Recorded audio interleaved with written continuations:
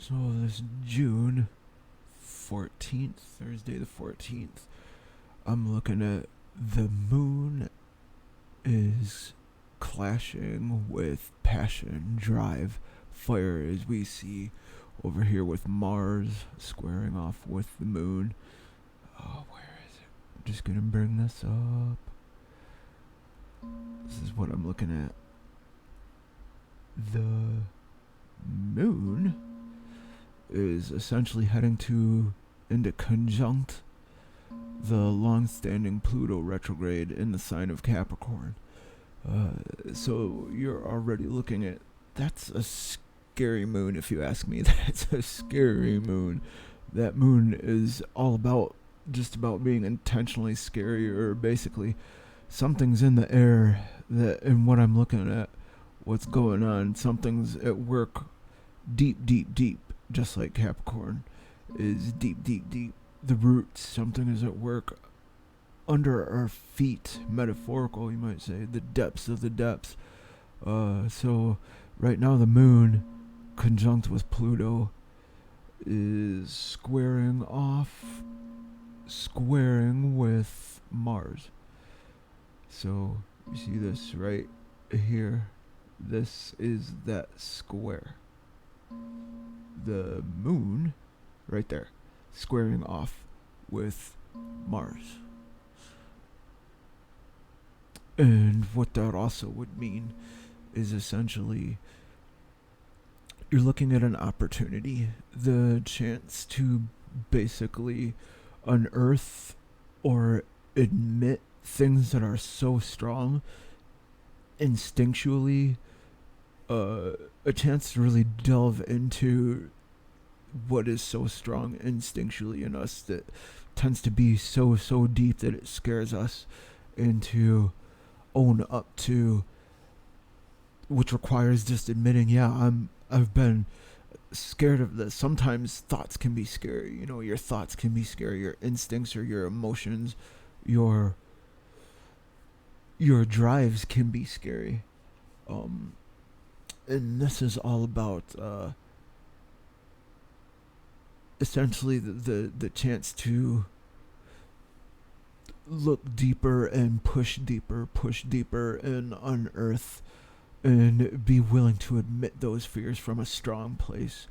It is, with the fact that it's in Capricorn, it is a strong ground, but also the fear itself at the same time is most likely going to have a strong ground. And with Mars in Aries, who Mars rules Aries, it's going to be a very strong catalyst, push, just we're talking like rocket fuel thrown onto it all. And just like Aries is an analogy with the first house, which is leading, and then Mars rules Aries. So we tend to, in a way, sort of, if this makes sense, lead with our drive and our passion. That sort of pushes us to carry on and take those first steps. Passion, drive, the will to act, action, the need to act, the need for drive. Drive is need. So, and right now, with that clashing and confronting and pushing along emotion and intuition and the instinct, is the emotion and the intuition and the instinct is conjunct with essentially, again, will to power through Pluto, will and absolute power. And like I've said before, absolute power tends to corrupt absolutely, and Pluto is all about just like the archetypal dragging into the underworld against one's will, most often. That coercive effect, coercion. And so you survive it, and yeah, you might see a chance of hitting that diamond, really harnessing at your core that diamond body, diamond perception, diamond self. But in order to come upon it, there is a great ordeal, and there's much great risk involved in the ability to face at the heart of oneself that a lot of those very fears and things that we should be able to admit on that strong ground that, yeah, this scares me, or yeah, this is really scary, I'm afraid of this, I'm afraid of that. And we all have that. We might sit there and say, oh, be not afraid, fear not at all, like some of my old friends used to say with their ramblings. But so essentially, two is just the fear is relevant, and the fear is sometimes we are being the thing to be afraid of, or just we aren't owning up to the instinct to use fear to shape things around us too, in order to feel more powerful and in control. And yeah, so Pluto is power, control. That's what that whole thing means. And so what we're talking about is things that are spiraling out of control, that are scary. So, and like in my last one, I said, right is Saturn went retrograde, we would see something happen right along that timeline as Saturn went retrograde June 5th in Aquarius, as we see. I mentioned something would happen, and what just happened is Saturn is long-term budget, long-term finances would be how this whole Fed, or the whole Fed rate increase, massive rate increase by, I forget how many points exactly. It was like over 3 points or something like that. So yeah, you're just seeing, you talk about scary. That's something that happened right along as Saturn was going retrograde, and that's why I was bringing it up. And I was saying, have a plan, be ready for this, something's going to go on with Saturn is also government, and Saturn is restriction, and Saturn is finances, like major long-term budget. So that's why I was even trying to bring that stuff up. So I couldn't sit there and tell you, oh, the federal income rate was going to get heightened through the roof. I couldn't tell you that specific. I didn't know that part. I tell you, in all honesty, what I know for sure I can tell you without screwing it up or like being a jerk and trying to just make myself look good and stuff unfounded. So yeah, I couldn't have really been on top of it to that extent where I'm like, everybody, the federal income rate is just gonna go through the roof and over 3 points. Buying a home is gonna be impossible. Buying a home means 30 years from now it's gonna be twice what you initially got it for, is what you're gonna be. That's your final payment, is the interest rate. Just is unprecedented, brutal, merciless. So, and I just wanted to bring up, let's see, that again. It happened a little while later. It didn't happen right on the day of, but I mean, it doesn't have to be that freaky, does it? I mean, I'm sitting here telling you, like, almost word for word what it is and why and what to get ready for, and here it is, just the 16th in June, and that was a massive thing that just went down. No joke.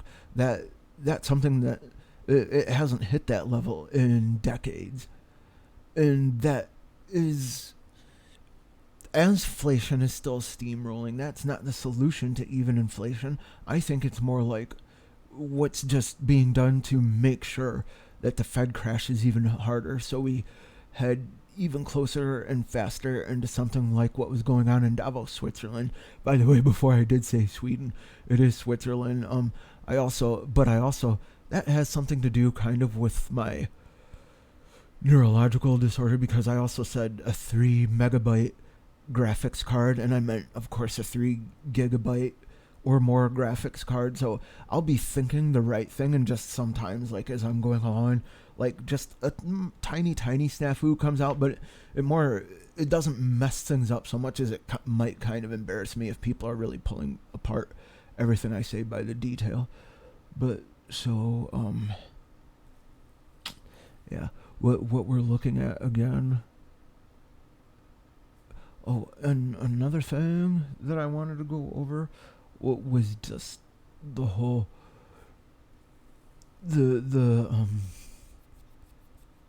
I'm sorry, let me see. There's kind of a lot going on in these charts, and I'm just giving it to you right off the fly, right off of as I'm looking at it. But essentially, one thing I'm seeing too is when it comes to Saturn, right now, Saturn is. One second. Oops. There we go. Saturn is undergoing a major confrontation. The confrontational aspect right now is going on with Venus and Taurus, for one thing. And what that would definitely imply is also just when it comes to, like, you might say easygoing with Venus in Taurus, you might say easygoing or pleasing, easy to handle, like that sort of stuff. Venus is also money too. Venus can be money too, but in a different way than Saturn, as I've gone over in past videos. And right now what we're seeing is Saturn hitting square with Venus in Taurus. Venus rules Taurus. And as Uranus is in Taurus with Uranus in fall. Uranus is in fall in Taurus. Uranus doesn't belong in Taurus because that's ultimate chaos upheaval. So what we're seeing is lots of chaos upheaval in relationships. And the reason we're seeing that is because Venus is love, but Venus is square with Saturn right now. So we're seeing a lot of love go cold, because Aquarius can be one of the colder signs, if it's not said to be the coldest and most distanced sign, aloof, distanced. So, and I bring that up because as Saturn is hitting that retrograde right now, and we're seeing that square with Venus, a lot of relationships are dying. A lot of relationships that probably started off from COVID or along the lines of just the convenience of comfort as the whole thing went off with COVID and what we were being told and stuff. Lots of people started to form relationships. But what's going on right now is those are starting to probably become more and more cold because of what's going on now with the after effect burn or just aftershock meltdown of what's going on with our money. So,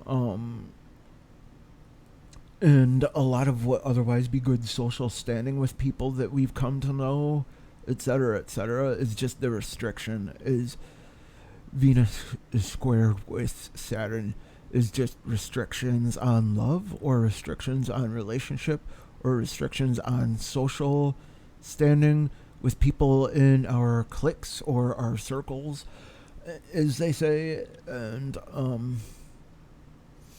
then the strange thing is too that Mars in Aries, normally Mars is exalted in Capricorn, and what's going on is Mars is squaring off with the moon conjunct Pluto in Capricorn. So the fact that Mars is exalted in Capricorn makes this a very different type of a squaring. It's a strong squaring. It's strong squaring off. So probably one of the strongest I've seen in a long time. Just like everyone is saying, oh, this federal interest rate hike is the strongest or biggest in a long time. So Saturn is retrograde, and This squaring with Saturn or Mars in Aries, um, that right there, in case you don't know, that we just already kind of were looking at, but that squaring right there, that feature between right here in Capricorn and right here in Aries, that is the strongest in a long time. One of the stronger things the zodiac can even dose you with, you might say. So there's the paternal side. Um, Paternal, or because of, especially, even though the moon is feminine, yes, but Capricorn is ruled by Saturn, and then Aries ruled by Mars, and Mars is uh, ruler over Aries, the horns, the ram, the very first sign of the zodiac, like very proud spotlight, number one. I'm the hero. I'm the man. If any signs in the zodiac are going to sit there and say I'm the man, guess which signs they are? These two right here, Capricorn and frickin' Aries. And then probably, okay, then Scorpio too, because Scorpio's old ruler is Mars and new ruler is Pluto. You see that? So that's sort of a trifecta. These three signs are like, I'm the man. Yeah, confident man, alpha man. I'm the alpha man. I will settle for nothing less. That would be Aries especially. And it would be Capricorn. And then finally, it would be, depending on their impetus, what their focuses in life are, that would be Scorpio. So, okay. I want to stop right there. I just want to say the passion drive. Fiery, just action, go, fire. It is pushing off right now, and clashing with the moon conjunct Pluto retrograde in the sign of Capricorn. So while grounding is a thing, finally I'm going to tie this off and finish it off by saying, while grounding is a thing, and your grounding stuff in life might be charged up, at the same time, everything that I mentioned with Saturn going on in the interest rate hike, basically it's all about restriction too. And that fire is feeling that restriction right now. Is that fire is clashing with the moon is water. The fire is clashing with emotion and intuition and instincts right now, and going through the roof in scary ways. So you kind of have to get through it. It's kind of facing and saying and willing to admit. Willing to admit is huge, because the moon does shine illumination, truth on things that are hidden too, as we've gone over. And one thing that it is revealing and doing right now is just saying, I'm afraid of this. Can you say, I'm afraid of this? There's stuff going on that feels out of control, and I'm afraid of it. And that's one way to help get on top of it. So anyway, I'm going to finish this off. And thanks a lot. Stay free and be cool to yourself and others. And you'll get through it. Take care.